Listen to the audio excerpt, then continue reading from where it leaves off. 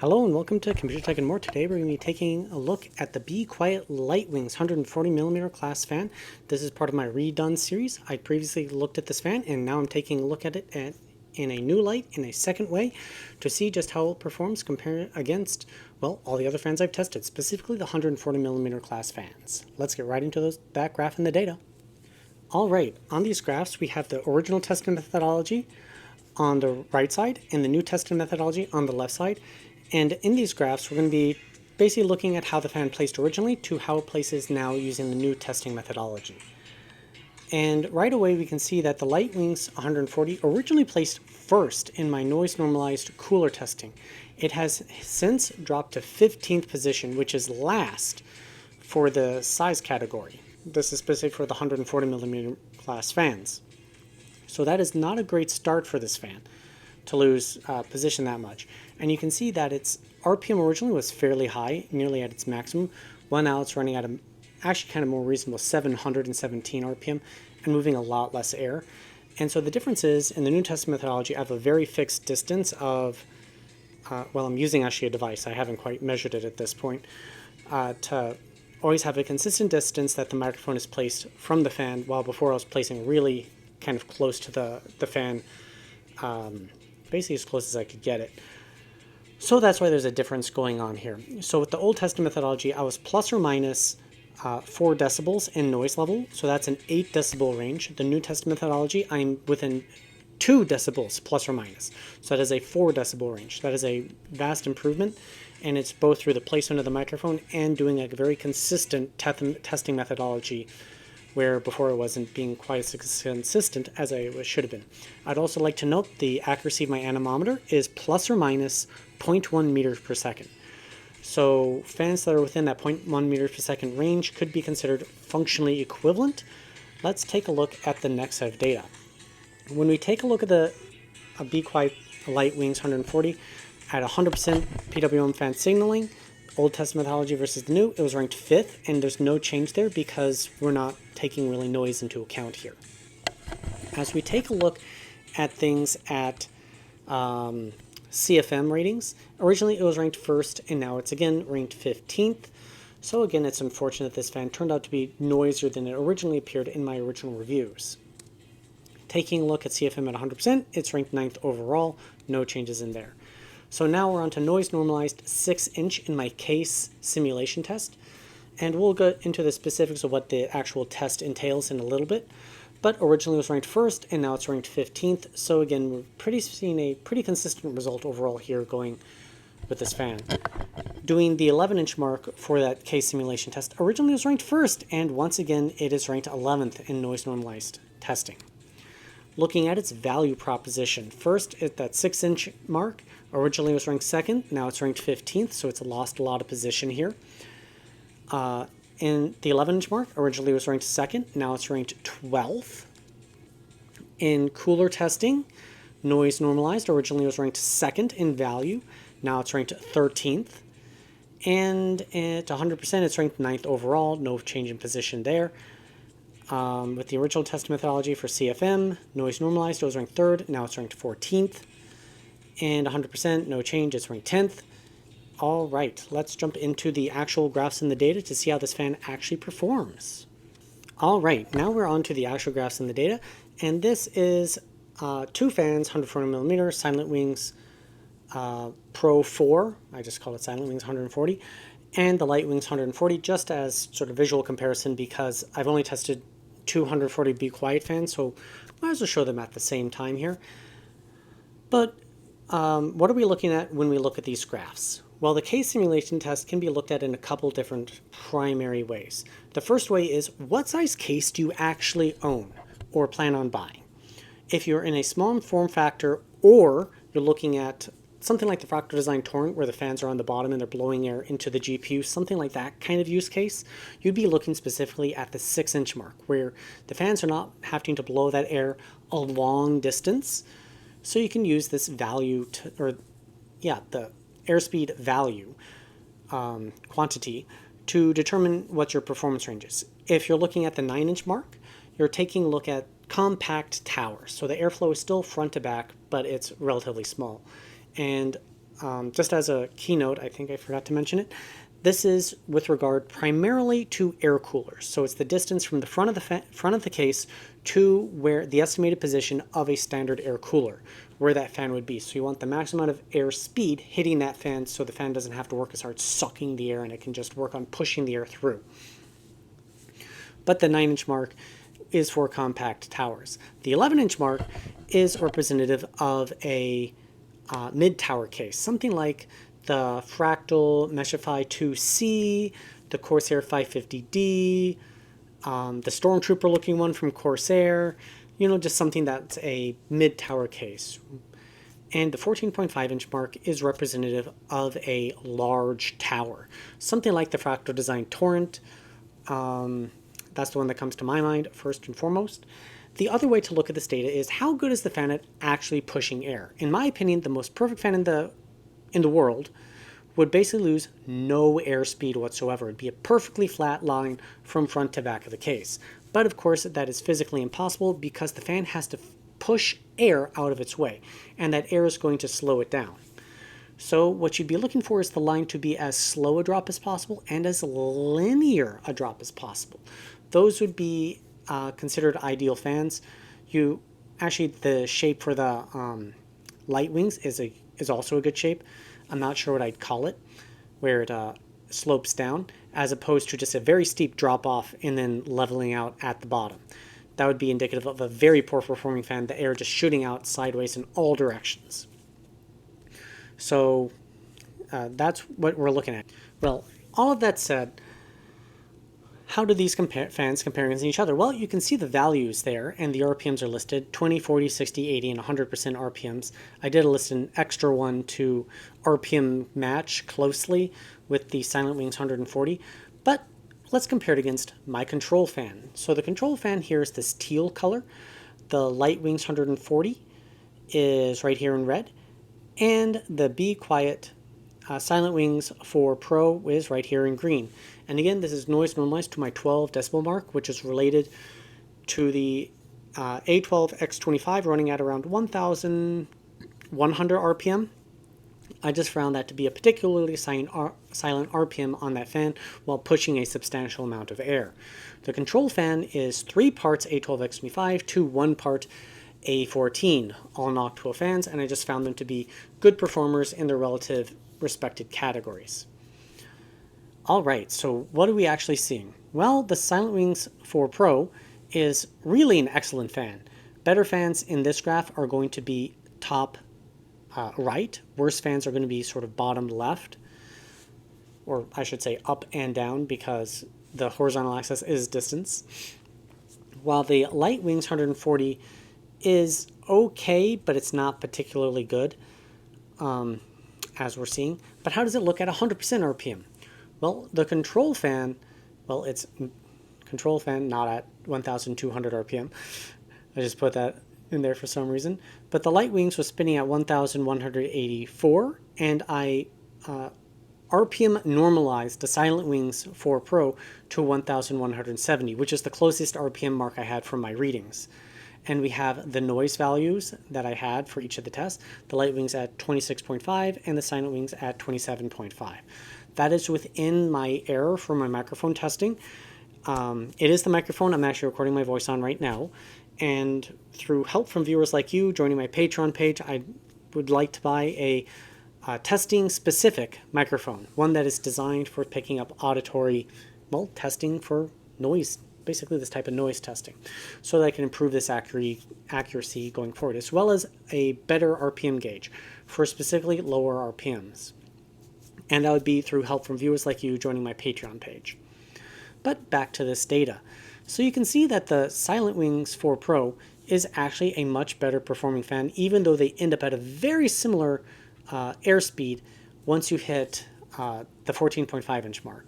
But at every other RPM or distance from the fan, just the Silent Wings is just a much better option. And they're all outperforming my control fan, but it is spinning at a, relatively speaking, lower RPM. But it is a composite RPM because it's like noise normalized for the value for the two fans in it. And this was for that 1,100, 1,200 RPM mark. Letting the fans go ramp up to full speed, whatever they can do. The control fan is now running at its imitated full RPM speed. The Lightwings is spinning at its full RPM speed, which was that 1,284 RPM, and the Silent Wings is now running at 2,436 RPM. And if you bounce between the two graphs real quick, I'm just kind of doing that, you can see how the Silent Wings has jumped up in performance a little bit, and well, both of them are actually outperforming my control fan, which is a good result. So they definitely would be good fans, but just maybe not the best or the greatest fans. Anyways, how do these fans compare against, well, other fans than just the Silent Wings 4 Pro? Well, this is the noise normalized graphs, and we can see that the Lightwings is actually just well below most of the other fans. I have the Noctua A15, which, while not moving a lot of air initially, it creates a very flat graph, which means it's not line, which means it's not losing very much airspeed over the course of the whole length of the case. So that is a very good result. While something like the Silent Wings 4 Pro loses a lot of airspeed, but it just manages to outperform the others through kind of brute force. On here, we also see in this red line is the Noctua A12X25, just a representative mark for a good 120 millimeter class fan. And you can see the other fans listed in here as well. How do things shape up at 100% RPM speeds? Well, once again, or at the very top of the graphs, we have the A14 IPC 3000 RPM fan, which again is there purely brought by brute force. More RPMs equals more airspeed equals the best. But you also pay for that in noise. So over here on the right side in the legend, you have the fan name and the RPM it's spinning at. And the last is the decibel reading. So it is just noisier than many other fans. The Silent Wings 4 Pro puts up very good results. We have the Tough Fan 14, and right here in the middle of the pack, actually kind of bottom middle, we have the Lightwings 140. So it's not a bad result, it's just not exactly the best. The A15 is still sitting right there, plugging along, doing its own thing. And let's take a look at the 9-inch mark. The 9-inch mark is sort of this middle ground, if we come back to the other graph real quick, where fans haven't completely dropped off. You tend to see this all of a sudden drop off at the 11-inch mark.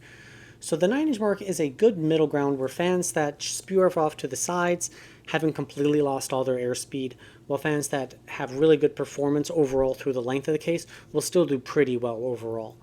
As we get further to the back of the case, it gets a lot harder for me to get what I consider accurate readings in this test, which is again why I'd like to acquire better, i.e. more expensive testing hardware. And we can clearly see in this decibel reading, which is the horizontal axis, that the Lightwings 140 just isn't quite competing with the other fans, especially at lower RPMs.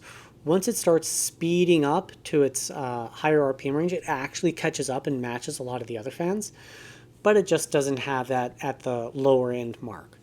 And if you're wondering about some of these fans that have these joggles off to the side here, specifically in the Silent Wings 4 Pro 140, well, those are when I hit a harmonic frequency either in the fan or with the fan reacting in my testing apparatus. And again, I want to upgrade all this stuff so I can get more accurate testing, so I'd be upgrading the testing apparatus as well to make it much more solid than what it's currently made out of, to try to eliminate harmonics. But this could very be a harmonic within the fan itself, and that's why it has these spikes. So as long as you avoid harmonics, the fans would be nice and quiet.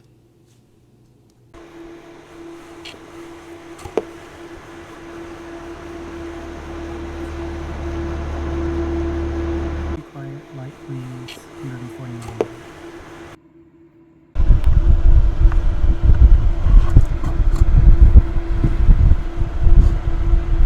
Next up in graphs is airspeed through my CPU cooler, which is the U12A. The horizontal axis in the left graph is RPM, the vertical axis is airspeed. In the second graph on the right side, it's noise versus airspeed. Airspeed is vertical and noise is horizontal. So in both these graphs, better fans are going to be sitting in the top left directions, And my control fan is listed in red. This control fan is consistent across these graphs, and it is the composite fan that I created. So now that that's out of the way, how do we look at these graphs to determine what we're looking at? Well, let's start off in the left graph. This RPM versus airspeed is basically a blade efficiency graph. It is how good is this fan at pushing air through a cooler. So a fan that is better at pushing air is going to have higher results, while fans that are not as good at pushing air are going to have lower results. So what are we seeing here with these two fans, the Silent Wings and the Lightwings? Well, both of them are closely matching my control fan. As a matter of fact, they're pretty closely matching each other. So that indicates that Be Quiet hasn't had to change their blade design very much between these two fans, if they did at all. Actually, they did, but it indicates that the fans are actually well designed for their purpose. They push a lot of air. As for their noise performance, that's where we actually seen quite a bit of difference here. So the Silent Wings starts off pretty much better than the rest and then just sort of drops behind my control fan. The Lightwings is far lower than either of the other two fans. So both of them are much noisier for the same amount of air speed than my control fan. And the Lightwings is just worse than the Silent Wings. So if you're looking for a good quiet fan, the Lightwings may not be the one for you. But how does it compare against other fans so that we can actually have like more empirical data? Well, this is a data set of pretty much all the 140 millimeter class fans listed from high to low. On the right side in my legend, we have a 250 W equals 3. Well, that is 250 watts equals 3 meters per second. So I did a whole series of tests, and I'll have it linked in the video description down below, where I had one fan hooked up to my Noctua U12A cooler, and I determined what airspeed going through it with my anemometer sitting at the back of the fin stack. So letting it read how much airspeed was traveling through it for what CPU wattage I was seeing. So more airspeed going through it, I get a little bit higher wattage, and as I dropped the RPMs down, I let it hit TJ max, so 91 degrees C, and let it stay at that constant 91 degrees C and see what RPM or what wattage was holding consistent for each airspeed, or RPM I should say. And I derived graphs and created calculations, and well, it's all in that video. But basically it gives you a good reference point for how much extra performance you can get by increasing airspeed. But that is a 120 millimeter class heatsink. How can I use that with 140 millimeter class fans? Well, you can't directly, but let's say you were looking at the X2 GP14. That's the fractal fan that comes in the Torrent. Well, at noise normalized values, it's pushing 0.8 meters per second of air. If you were to upgrade to the Mobius 140p, for that same noise level, you'd be pushing 1.2 meters per second of air. That means you're going to get improved performance for that same noise level because you're pushing more air through your radiator or heatsink or what have you. How much more performance? Well, that's harder to say because every cooler is different. Every CPU is a little bit different. So the wattage improvement is going to be different, but know that you will get an improvement in performance. You can also take that improved performance, and let's say you think my noise normalized value is too noisy for you. You can back off that RPM so it produces a little bit less air, but now it's moving it, or now it's a little bit quieter for the same exact performance as your original fans in that CPU, in that cooler. I almost said CPU. So that's how you can use this data, and it gives you a good reference point. But how are things at 100% PWM fan signaling, which is still important for case fans, or not case fans, heatsink fans? Well, the Lightwings jumps up from last place to somewhere in the middle, and you can see the RPM spinning and the noise level. So compared to other fans that have similar performance values, it's spinning a little bit faster, but producing kind of in the middle in terms of noise value. The Mobius 140p is actually quieter for the same airspeed. So it's overall not a bad result for it in general, but know that at noise normalized values, it's just a little bit lower. It needs higher RPMs to really get this fan going to be efficient. So that's an unfortunate thing about this fan. How is it in terms of noise, airspeed versus noise? So noise is the horizontal axis, airspeed is the vertical axis. And right here is a very clear demonstration of what I'm talking about. At lower RPMs, it just doesn't have very much performance. And then all of a sudden, it gains performance. So you just need to get through that threshold. So at very low RPMs, it's not going to be pushing much air, and it's going to be underperforming compared to other fans. But once you get it going, it pretty much sits kind of as an average fan until it hits higher RPMs where it actually starts gaining against a bunch of other fans. So I guess you have to take that. You have to take what you get with this one. But this basically brings me to a point where this is the high-speed version of it.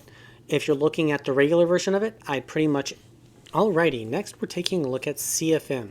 So CFM is a very scientific test, and I don't think it's a particularly good test unless you're trying to validate like fan data and results, or you're specifically looking at wind tunnel type testing. Because CFM is just cubic feet per minute. It is calculated by knowing how fast the air is traveling down a tube, so airspeed, and you know the surface area. So if you were to take a vertical slice of, let's say, a circle, so you have a circle or a square as opposed to a cube, you know that slice, so the surface area of where the air is traveling, and using that calculation, that math, you get cubic feet per minute. How much volume of air is traveling down this tube at any given time? So why don't I like the test? Well, you're putting a fan directly against a tube, and it gives the air nowhere to go other than down the tube. So a fan is not very good at blowing air straight, meaning it has a tendency to blow air off to the sides. It's still contained inside that tube, and the air has a tendency to still travel down the tube at a fairly constant speed. So it hides flaws in the way the fan is designed to blow air down a tube. So you're not seeing the whole picture. So fans will look a lot more similar in performance than they actually are in terms of RPM versus airspeed. And that leads us to basically this first graph, which basically shows us everything we need to know. So all the fans perform very similarly, though behind the control fan. Let's take a quick look at the RGB and my thoughts kind of behind it. So this is the RGB appearance of the Silent Wings, or not Silent, Be Quiet Lightwings 140mm PW1 fan. It's the high-speed version. I'm going to just put it on a steady state color. You can see the number of LED lights in the camera. There's basically too many for me to count just right off the bat, but the number of LED lights into it allows for smoother transitions between colors. So if you like having it as a light ring or rainbow, puke, or whatever you like to call this, then it creates a much smoother transition than if you had fewer LED lights. The ring creates a nice halo effect around the center of the fan, and you get these nice colors. But the inside is all black. You have to determine if that is worth it to you. The lighting appearance is pretty good. This isn't my favorite in terms of its lighting appearance. I think I've liked the Squama the best, which is a little bit more subtle. But this isn't bad, so it's up to you to decide if this is the kind of color appearance that you like the best. CFM testing is also most similar to doing the testing with the air going through the heatsink or radiator, because well, for my testing, I don't have a long enough tube to do true CFM testing because of back pressure, basically. But the anemometer is sitting at the end of the tube, and the air blows across the anemometer, and it creates a pressure buildup in front of it because mine's a spinning fan blade style anemometer.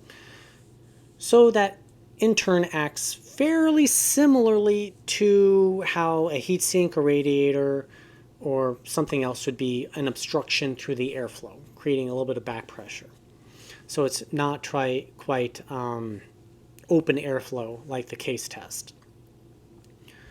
But in the blade efficiency, which is the RPM versus airspeed, we can see the results right there. And if we take a look at the other graph, which is noise versus airspeed, airspeed being CFM, so cubic feet per minute, once again, the red line is the control, and we can see that the Silent Wings is actually doing better than the other two fans in this graph, where the Lightwings is a little bit underperforming the control fan, but not particularly badly. But how do the fans all compare against one another? Well, the Lightwings is at the bottom of the graphs by actually a pretty substantial margin for this noise normalized testing. The Storm T3 140 is at the top of the graphs. And, well, let's just take a look at the next one. At 100% PWM fan signaling, well, the Lightwings has basically gotten to the middle of the graphs. And as we've seen from the other ones, actually, let's move on to the next one. So this is CFM versus decibels. So we can see that as airspeed increases, so RPM also increases at the same time, it gets much more efficient. And that tendency for this fan holds true even in CFM testing. And we do see these little joggles, once again, for harmonics within several of these fans. All right, now we're into the value proposition. Value for the fans is based on airspeed or CFM divided by dollars. So it's real simple in that way. A better performing fan that's really expensive might have the same value as a fan that performs very poorly but is extraordinarily cheap. So you're not getting all the data for how much air a fan or how much air a fan can actually push. You're just getting how good is its value for what it can do, what its actual performance is. So how can you look at this data? Well, if you're on an ultra tight budget, this data is 100% key for you. You want the best bang for your buck to get the most, essentially, fan that your money will get you. So you would be using this 100%. If you've got a little bit more money and have wiggle room, you want either a certain aesthetic, or you want fans a little bit quieter, or you want some RGB, whatever. That's when you'd use this data and use the graphs to determine which fan gets you the best ratio of performance you're actually interested in. And if you've got unlimited budget, well, get whatever fan you want. Why are you doing the value proposition, silly? Well, now that all of that's out of the way, how does the Lightwings 140 high speed actually compare? Well, it's pretty clearly at the bottom. At 100%, it's kind of in the middle, but it's still a far cry from the better fans. And even within the 140 millimeter class category, it's not that great. And when you look at the 120s, like the TLG12, it's just completely blown away. So you're basically getting it because you like the RGB styling on it. At the 11-inch mark, well, it's still towards the bottom of the pack in terms of noise normalized performance. Mind it isn't the worst. There's literally one that has a value of 0 because it had effectively no airspeed at the 11-inch mark. So it's not utterly terrible, but it's just not the best for the category. At 100% PWM fan signaling, well, it's actually an okay fan, but it's still a far cry from some of the better value fans.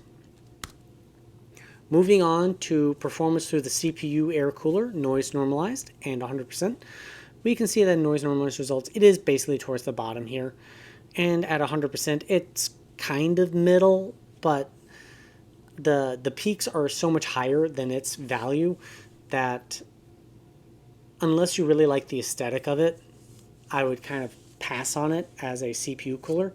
So, I mean, if you want to fill your case with these fans, you're fine, but there are better fans out there. In terms of CFM testing, well, it's the same sort of story. And not to beat the dead horse, but let's just kind of move on to the conclusion section here. As always in my videos, I like to show off the raw data for the fans. And this is the Be Quiet Lightwings 140 millimeter results. If you want to use this data for your own purposes, like making your own Excel chart, and calculating stuff out yourself, you're more than welcome to use it. However, if you use it in any publication, written, video, whatever, any publication that you're going to publish out there, I ask that you reference me in my videos because I'm the one who generated this data through hours of work at 1.5 to 2 hours per fan, and I've tested over 50 fans. I've devoted a lot of my life to doing this fan testing, and that's just doing the testing. Recording the data, organizing the data, putting into graphs, updating the graphs, making my presentation, writing the script, recording the script, it's all a lot of work, so I appreciate it if you reference me in my videos if you're going to use it in any publication. Anyways, thank you very much for watching. Have a great day, and I hope to see you